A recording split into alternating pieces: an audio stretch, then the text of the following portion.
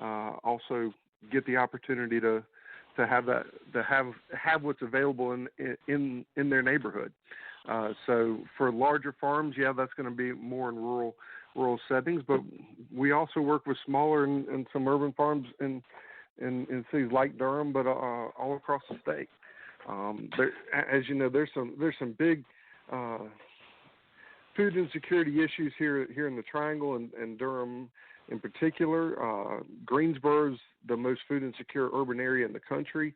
We try to bring a lot of food into there as well, but we work to make sure that that everybody has the opportunity. We believe that good food is a right, and that everybody shouldn't just get by on what's left over and available, but has a right to good, fresh, healthy food. The things that I know you and I probably grew up on: sweet potatoes, and right now we're picking collards and turnips and good greens, and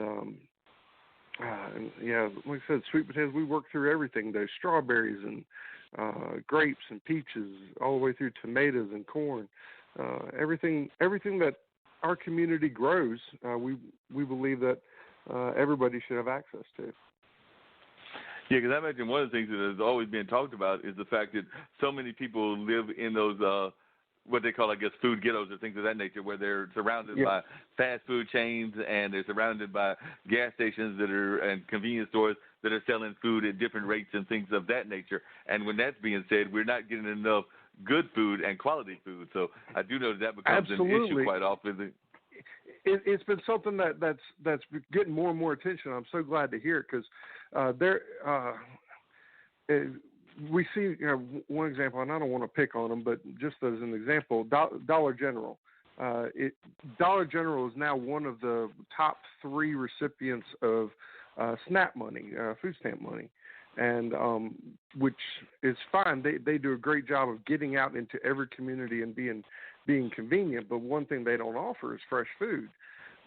So there's no produce in there, and so people that for convenience have to use those types of opportunities to get their food don't have access to healthy food that would increase their quality of life and decrease the health issues that go with it. One of the things that we're passionate about is that there's a study done by a couple different college groups that the result was that people that rely on food pantries or food banks for at least half of their food intake have twice the normal rate of diabetes and hypertension and obesity as the regular population. And what they brought that back to was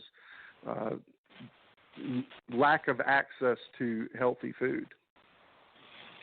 And speaking of healthy food, I know that you're talking about going to the farms and things of that nature, and it's great work that you're doing going to the farms. But I do a lot of work with events and things of that nature, and I know for a fact that even up there in New Jersey, New York area, that there are oftentimes people that will find ways to get some of that excess food, because a lot of times, particularly at big sporting events, we just had the Super Bowl yesterday, and I imagine there was probably tons of food that was probably available to those people in Miami that if the homeless people had it, would have thoroughly enjoyed it. And I know even when we do events at Haytime, sometimes after the event, people will take it over to the shelters and things of that nature. So I was wondering, do you ever work with some of the athletic organizations and some of the people around here to try to make sure that whether it's a high school game or something like the Durham Bulls, which is our minor league team, or even our college team, that if people are going to the games, that some of this food that is going to be thrown away is actually gotten to people as well?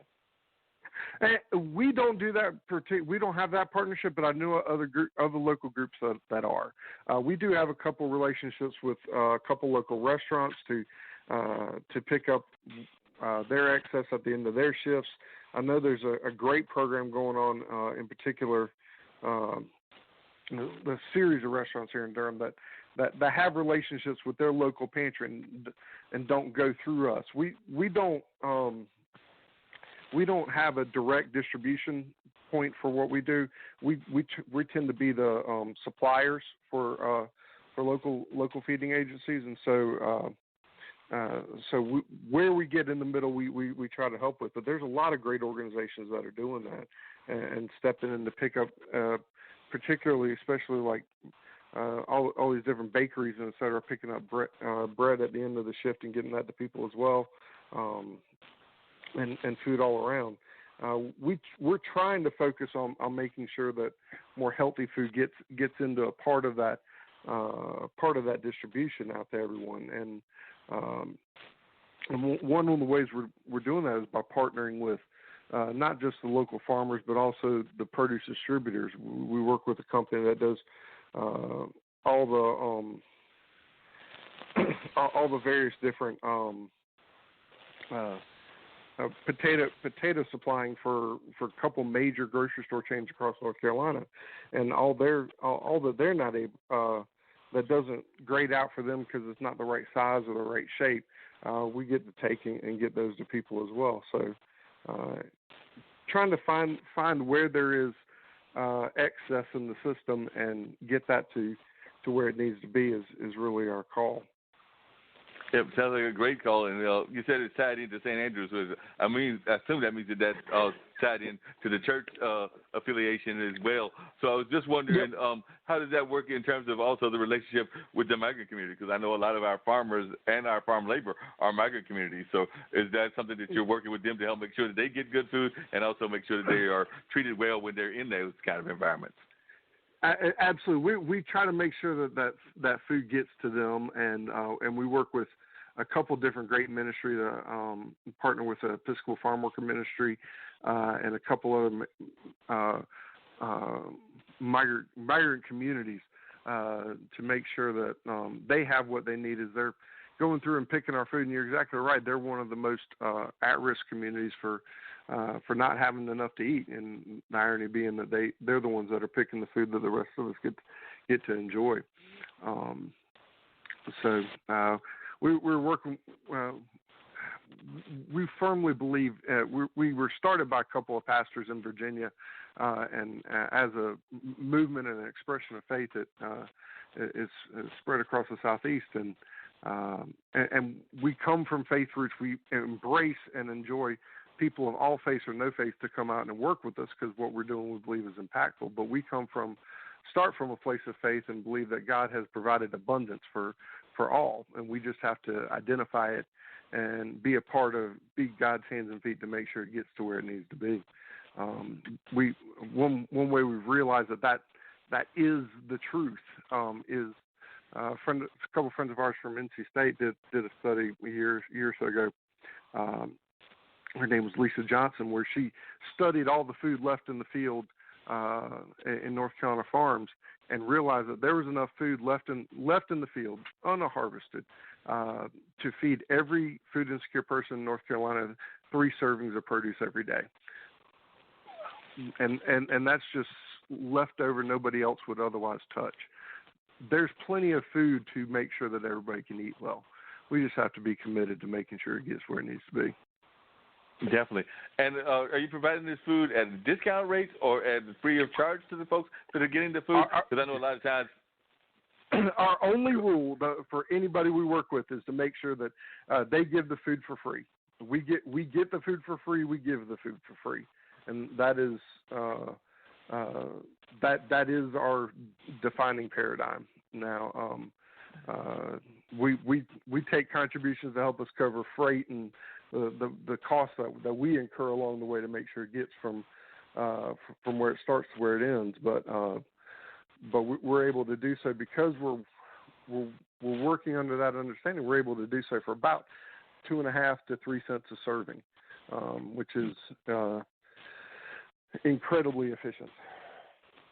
Yeah, that's very efficient. And like I said, I know a lot of people complain about our quote-unquote natural food stores and things of that nature and complain about their prices. So the fact that you're providing some of the similar kind of food at little cost or actually no cost is just amazing, because I know some people complain about some of our, whether I won't name the chains and everything, but those that are known for being health chains, and then people will complain about the fact that they're taking a lot of their paycheck. Yeah, it's a great irony that the healthiest food is and the simplest food, the fresh food, is often the most expensive food as well. We try to get past the price and make it available to people, and so that everybody has the opportunity to eat well and have what they need to be to live their best life. And so that's what we try to make available and work so hard to do. And do you ever work with any of the school systems? Because I know a lot of times that's one of the complaints is that a lot of times people complain about what's being offered in the schools in the sense that a lot of times it's not the healthiest food. I mean, it might be processed chocolate milk or, other things that are not always as healthy as they should be, and that's a complaint not so much by the students, but by others as well. So I was wondering, do you ever work with some of our local school systems to try to make sure that they are getting healthier food as well? What directly to the food that's in the cafeteria? Not so much, because there's still a lot of government regulations on where that can come from, and the contracts that have to go through for that, and we don't provide on the scale enough to get contracted into that. Where we do is we do source several weekend backpack programs and programs that work through the schools to get food to food insecure families to the children that are in the schools. And so from that aspect and sending it through the kids out of the school to the home, we do partner with several of those. So it sounds like y'all are doing some amazing work. If folks, and I want to get to my other guests as well, if folks are interested in learning more about the program and how they can help, what is the best ways for folks to get in touch with you? And do you know if there's any similar kind of programs? Like I said, I'm here. Dean's actually up in New Jersey. Are there any similar programs that you're aware of that are up in the Northeast or any other parts of the country? So that's a two-part question. One is if you know of other programs throughout the country, and two, if you are can let folks know how they can get in touch with you. Well, we are Society of St. Andrew, and we are in Virginia, North Carolina, South Carolina, Georgia, Florida, Tennessee, Alabama, Mississippi, Arkansas, and Indiana, with a couple other pockets along the way. We do have some parts in Pennsylvania and New Jersey as well. You can find us at endhunger.org. There are other groups that do gleaning like we do, just that on smaller scale and more localized. We're pretty much the only ones that are trying to do it on a regional or national scale. So always check with your local food pantries or your food banks to see what they do and how they source their food. But you can always look us up at endhunger.org, and we can get you out in the field and help feed our neighbors. Cool. And so if people are interested in going out into the fields and actually going out there and working the fields with folks, is that something that you offer as well, the opportunity for folks to go out there and do that work? Absolutely. We had about 10,000 people last year from North Carolina come out and do it, and about 35,000 nationally. So, yes, please come and glean. That is really one of our biggest bottlenecks is we often leave food in the field just because we didn't have enough volunteers to get it. But if you go to endhunger.org, you can sign up to be a volunteer, and we'll send you lists of opportunities to come glean, and you can sign up for the one that best fits your schedule, and you can come out and help us feed our neighbors. Sounds good, and we definitely need to find ways to feed our neighbors. Now, you do hear sometimes people saying that that's one of those goals that they don't know if we can ever truly end hunger or things of that nature. So when you hear people saying that that's something that's like an unrealistic goal, I personally don't think by that philosophy. But when you hear people say that, what is your answer to them, those folks that think that it's too daunting a task? I do believe it can. It will take the community coming together and us working together. There are policy issues that will that affect hunger that are above my pay grade, that's for sure. But we can come together and we can eliminate hunger locally, and it starts locally. If we come out to work and help our brothers and sisters and our neighbors, the people right around the corner that are struggling, and get them out of the hole that they're in. And offer food that is not just sustenance, but actually nutrition. We can change the community around, and then it starts to spread. The answer to hunger is not a big global answer. The answer is local. And then can we get up and do a little bit of something to help our neighbors? I believe, and I know this, I've done a little bit of the math on it, if we could get everybody to just give 1 hour a year, that's all I need. Come 1 hour a year to come and glean with us, come pick and distribute it out to people. If you do that 1 hour a year, if everybody were to do that, we wouldn't have hunger in North Carolina. Wow. The food's there. And We just got to go get it.